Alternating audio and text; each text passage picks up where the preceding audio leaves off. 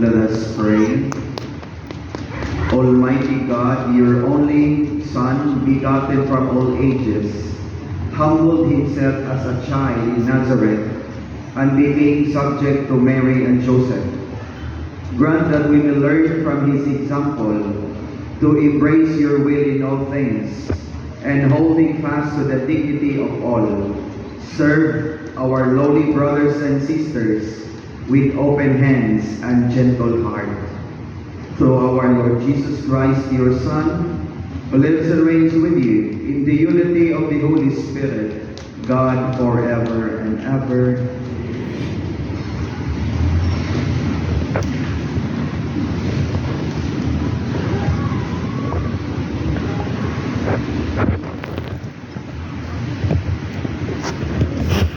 A reading from the book of the prophet Isaiah. The people who walked in darkness have seen a great light. Upon those who dwell in the land of gloom, a light has shone. You have brought them abundant joy and great rejoicing as they rejoice before you, as at the harvest, as people make merry when dividing spoils. For the yoke that burdened them, the pole on their shoulder, and the rod of their taskmaster, you have smashed, as on the day of Midian. For every boot that tramped in battle, every cloak rolled in blood, will be burned as fuel for flames. For a child is born to us, a son is given us. Upon his shoulder dominion rests. Thine they name him Wonder, Counselor, God Hero, Father forever, Prince of Peace. His dominion is vast and forever peaceful, from David's throne and over his kingdom, which he confirms and sustains by judgment and justice, both now and forever. The zeal of the Lord of hosts will do this. The word of the Lord. Thanks be to God.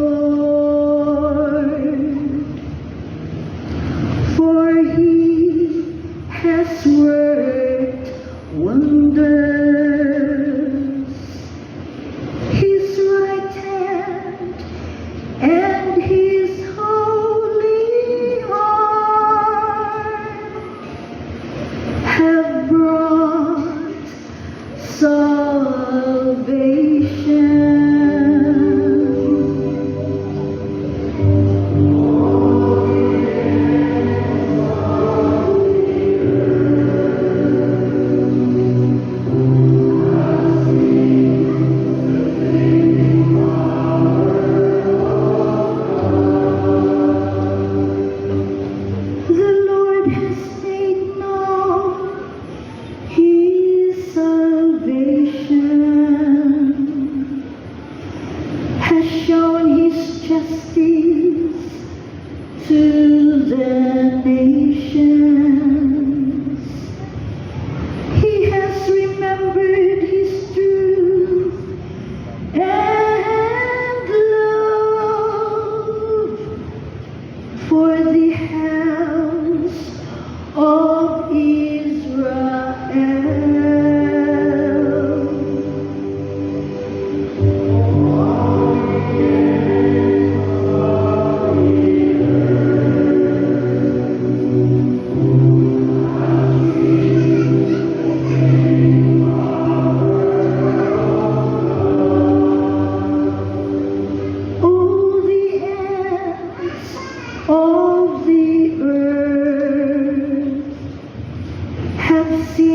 salvation by our God.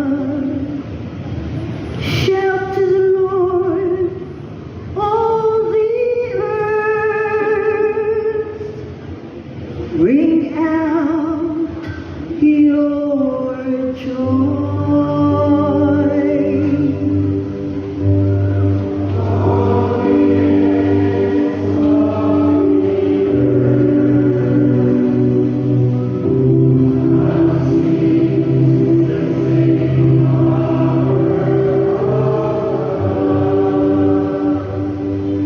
Sing songs to the Lord with the harp, with the sound of music, with trumpets and the sound of the horn. Acclaim the King, the Lord.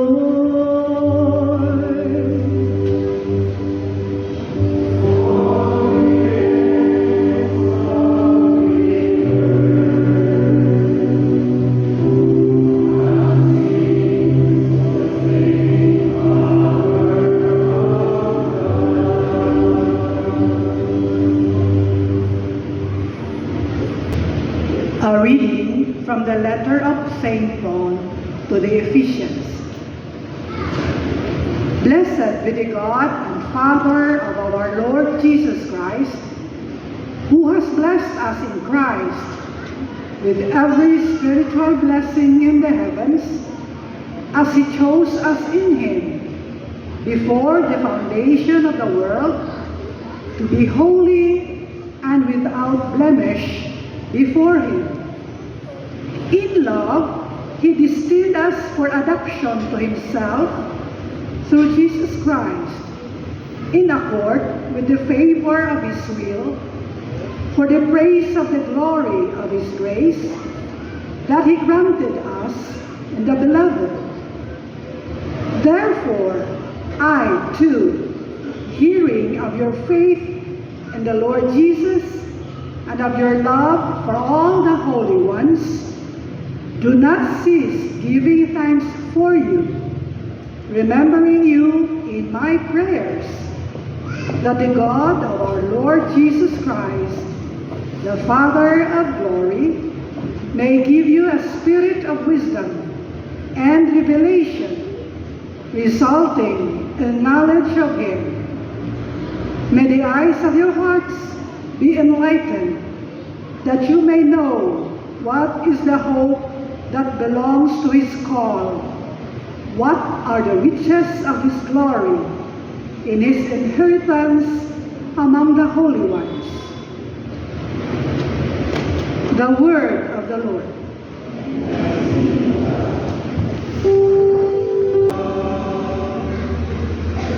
The Lord be with you. A reading from the Holy Gospel according to St. Matthew.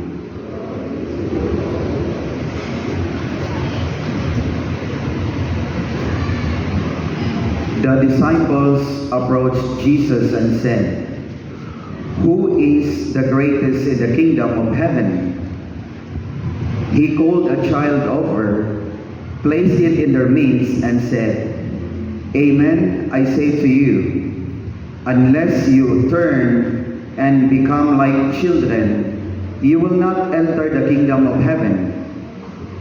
Whoever becomes humble like this child is the greatest in the kingdom of heaven. And whoever receives one child such as this in my name receives me. See that you do not despise one of these little ones, for I say to you that their angels in heaven always looked upon the face of my heavenly Father." The Gospel of the Lord.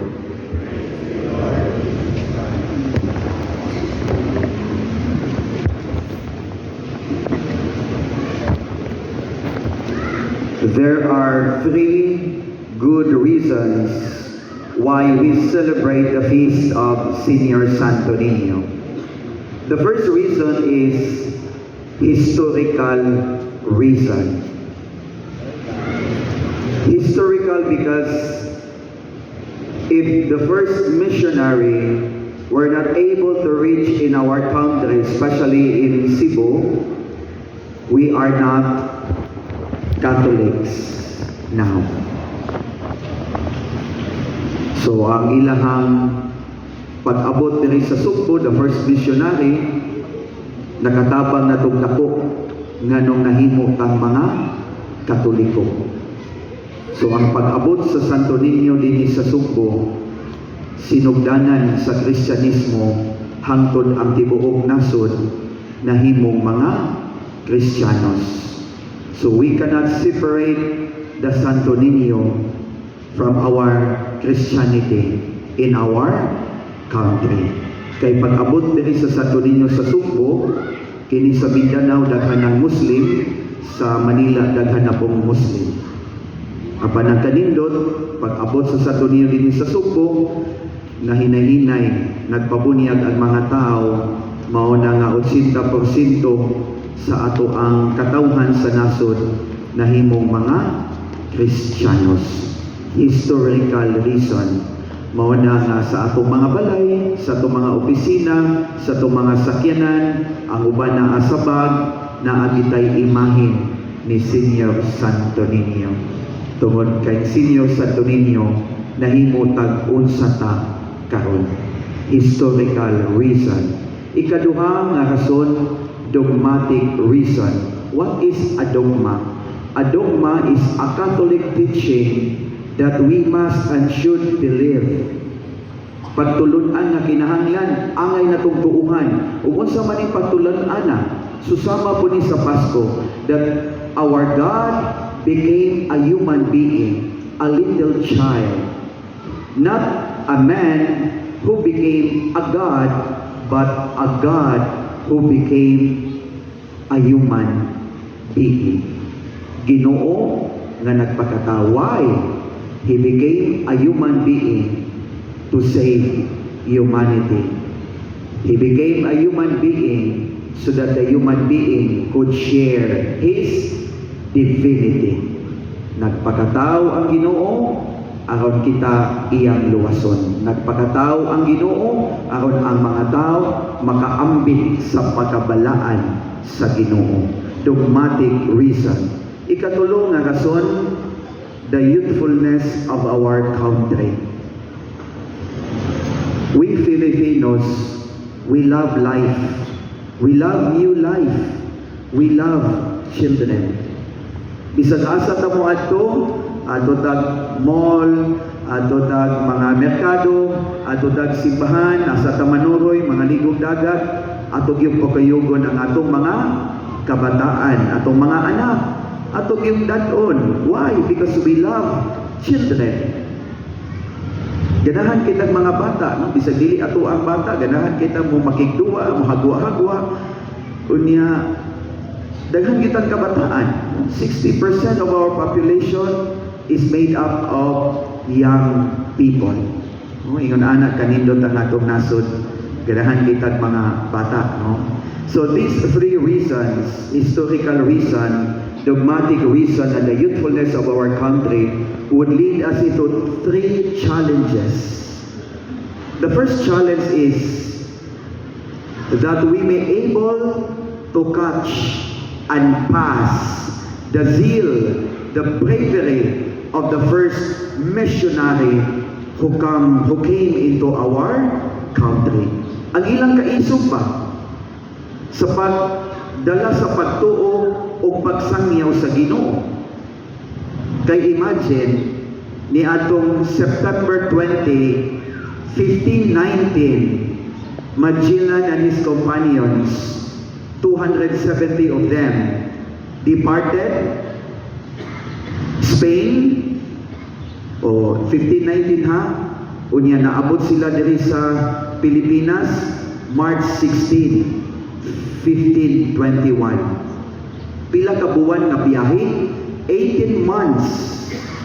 18 naglayag diha sa kadagatan.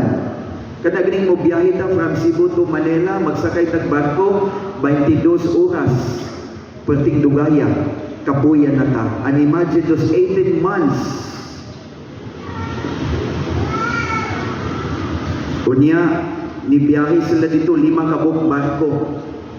Namely, Santiago, San Antonio, Concepcion, Victoria, and Trinidad. 5 ka barko ang nibiya. Pag-abot sa Pilipinas, 3 na lang ka barko ang naabot. Niya, sa dihang nahitabo ang gubat, pinatiyanay deres Mactan, ang nabalik dito sa Espanya, usa na lang kabuk barko, ang barko nga Victoria.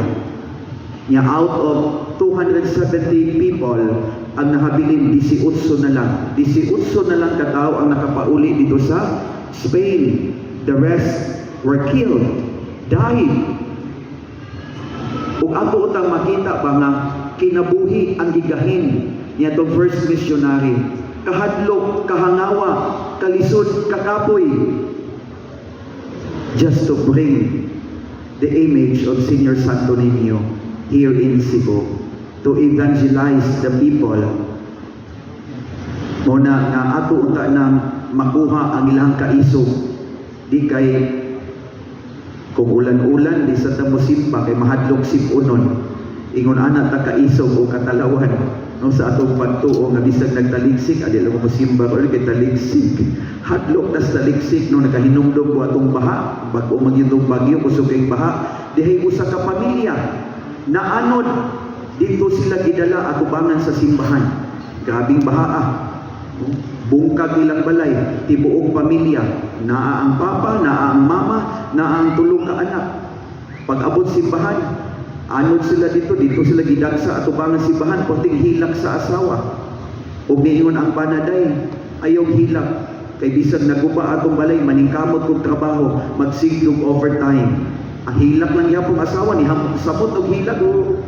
Ingon ang bana nga day, wa di kay malipay nga mag-overtime ako sige sa trabaho aron makatupod tag balay nga bag-o. O miingon ang asawa, no, kining akong paghilak, hilak sa kalipay. Niingon din ba na, lipay ka nga naguba atong balay nga naanod tas baha. O miingon ang asawa, yes, nalipay ko tungod kay sukat na minyo ta, karon pa ko nakabalik og simbahan. Kung dili tungod sa baha nga gianod ta diri padulong sa simbahan, dili na sad ta makabalik sa simbahan. O nang pagsalamat ko nga ni baha kay naanod ta, gidala ta sa baha padulong sa simbahan.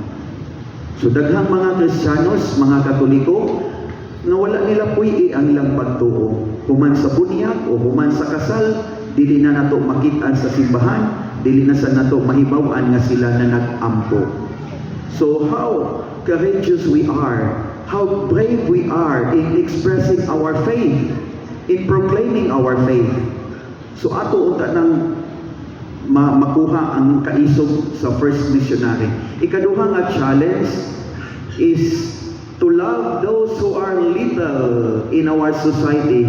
And who are these little ones in our society? The poor, the marginalized, the abandoned, the voiceless in our country. Tungod kay bisag asa ta padulong sa atong nasod na aning klasiha sa mga tao, the little ones in our society. And let us not forget nga kining mga tawhana, the little ones in our society, gihigugma ni sa Dios. Muning ato po ni silang higugmaon, tungod kay ang paghigugma dato ni ini, mao po ni ang atong paghigugma kang Santo Niño. By loving the little ones in our society is loving the Santo Niño. Ikaduha na nga challenge. O ang ikatulong nga challenge is to love our children. Dili kay si mama nindot kay make-up, pula kayong nabil, unya ang iyang bata nagtulo-tulo ang sipon, hugaw kayo ugnaw. Pasagdahan lang, dili kay si papa naginom-inom og beer, bangka pa siyang mga kauban, unya ang iyang anak way giinom nga gatas. Dili kay si papa adto sa tigbakayan o buwangan, Dagko kay pusta linibo, unya piso kay gihatag na baon sa iyang anak na nag-eskwela. Di kay si papa o si mama nagsigilag duwag scatter, unya ang bata nagkaon o ginamos og buwan. Di na siya maayo. Kung maayo ka kumuhat og bata, maayo sa kamo atiman sa bata. Kung gipaningot ka sa pagkuhat og bata, panington pud ka sa pagpaningkamot nga mopadakop sa imong bata. Kung gipamaulan ka sa pagkuhat og bata, pamaulan pud ka pagpaningkamot haron motubo sa taho nga pamaagi ang imong mga bata. So, tulo ka challenges to catch and pass the zeal, the bravery of the first missionary, to love the little ones in our society, and to love our children. By doing so, all those three challenges, mao na atong pagpadayag sa atong gugma kang Senior Santo Niño. Manindo. I believe in one God, the Father Almighty, maker of heaven and earth, of all things visible and invisible. Believe in one Lord Jesus Christ, the only begotten Son of God, born of the Father before all ages, God from God, light from light, true God from true God, begotten not made, consubstantial with the Father. Through him all things were made. For us men and for our salvation, he came down from heaven, and by the Holy Spirit was incarnate of the Virgin Mary, and became man. For our sake he was crucified on Pontius Pilate. He rose again the third day.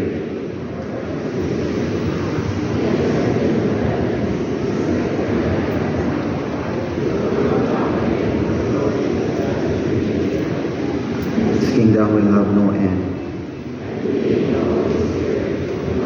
The giver of life, who proceeds from the Father and the Son, with the Father and the Son is adored and glorified, who has spoken to the prophets. I believe in one holy Catholic Apostolic Church. I confess one baptism for the forgiveness of sins, and look forward to the resurrection of the dead and life of the world to come.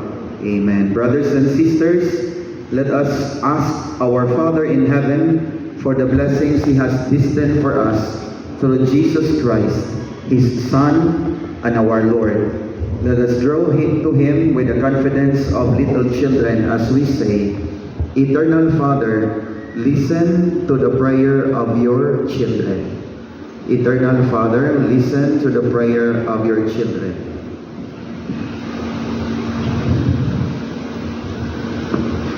Inspire our church leaders and government officials to pursue greatness in humility and service to your people, especially to those considered of little account in society, we pray.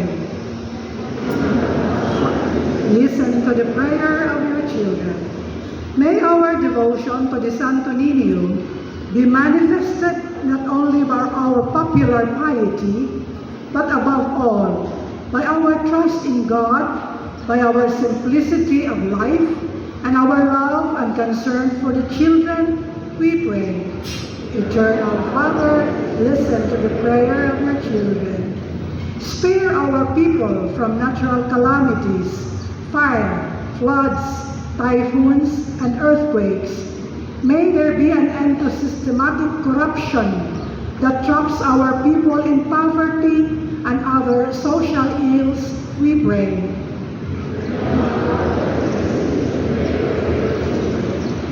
May the week of prayer for Christian unity help believers to value things that unite them, rather than allow misunderstanding and prejudices to divide them, we pray. May our departed loved ones be cleansed from all offenses and merit for all eternity the joys of your kingdom, we pray. Let us pray for the urgent concerns of our community and our personal intentions. We pray.